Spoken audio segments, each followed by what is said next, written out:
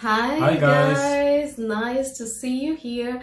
So we promised you guys to do how we met series, and we just thought yesterday or day before yesterday we were talking and we said, oh, maybe it would be a nice idea to just share who we are with you guys before we start how we met series.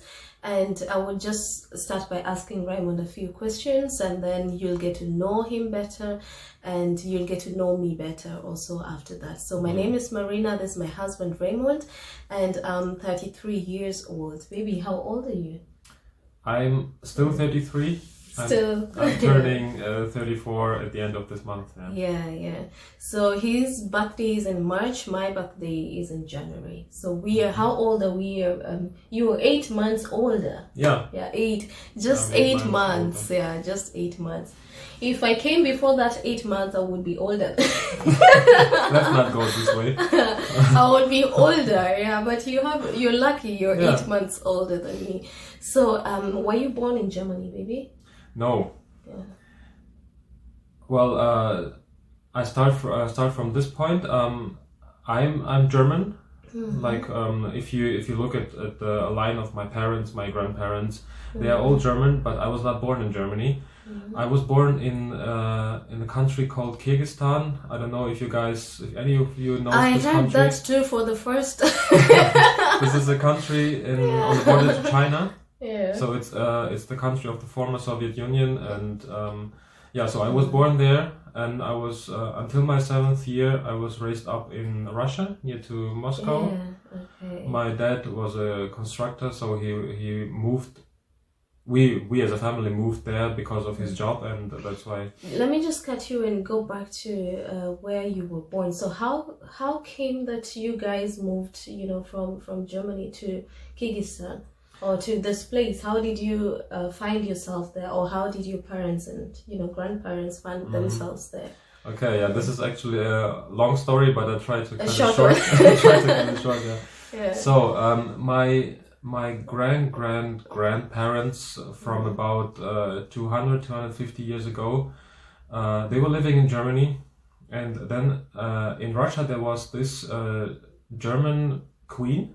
She was actually from Germany, Queen Catherine, I think it was Queen Catherine, and she invited the Germans from Germany to come to Russia, and she guaranteed them that they can come to Russia and they can have their own land, they can have their own schools, they can have their own villages, cities, and be German forever. This was her offer, and that's why many of the Germans moved to Russia, first to the where the Ural mountains are, and this is how we ended up like in Russia. But with with the Second World War, with all this everything, with the Stalin and so on, they were pushed more and more to the east, and that's how my parents ended up in Kyrgyzstan.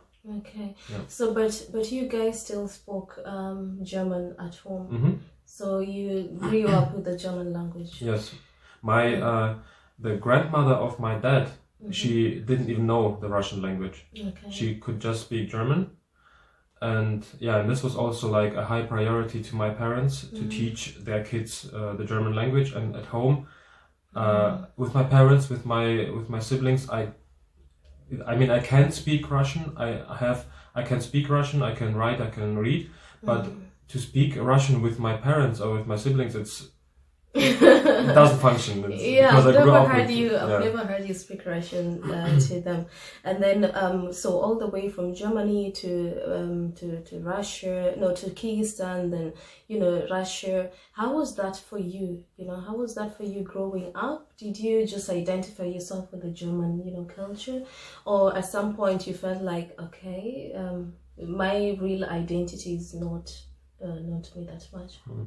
That's a good question. I I never thought about it, but when I think about it now, I would say as a young boy, as a kid, growing up in Russia, I didn't really know about who. Like I wasn't thinking about, am I German, am I Russian? I mean, it didn't have a meaning to me. Yeah. I think the first time where I identified myself that I am a German is when we moved to Germany in 1996. We came to Germany, I was 7 years old, and I mean, we are Germans, we're coming from Russia, but the Germans who lived all their life in Russia, they were telling us, you are Russian.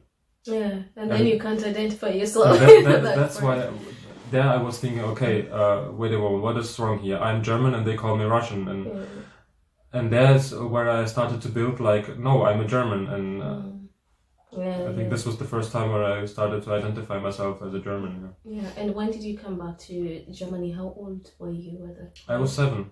You're 7? I was 7. We came here in January, and in March I turned 8. Okay, and then you went to school here, and then you moved to Austria. Right. Did you finish your schooling here before going to Austria, or you continued?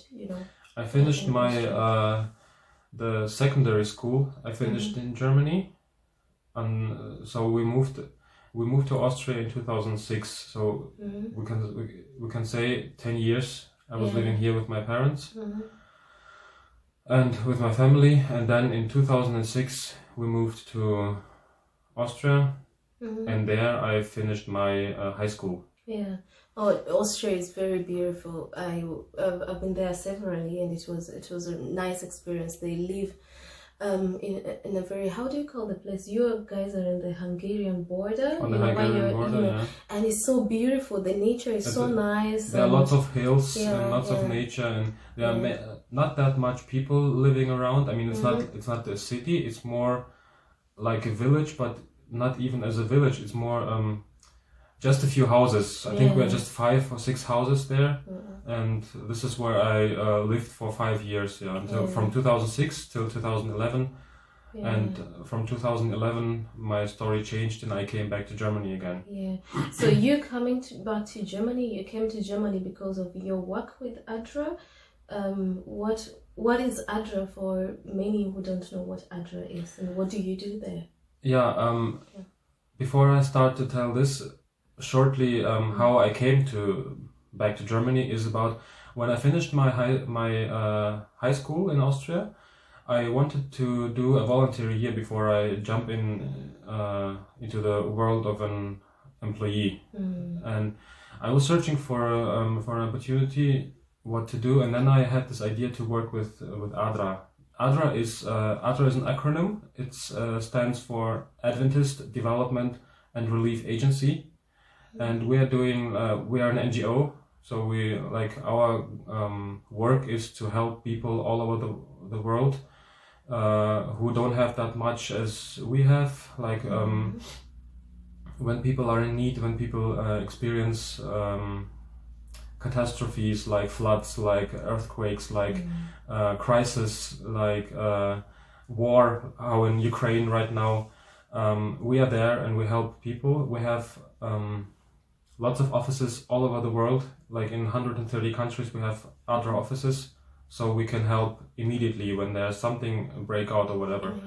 And I'm working in this company, and I came to Germany to start as a volunteer, and then I got the opportunity to start working with the company, and I like it very much. It's a fulfilling job because in the end,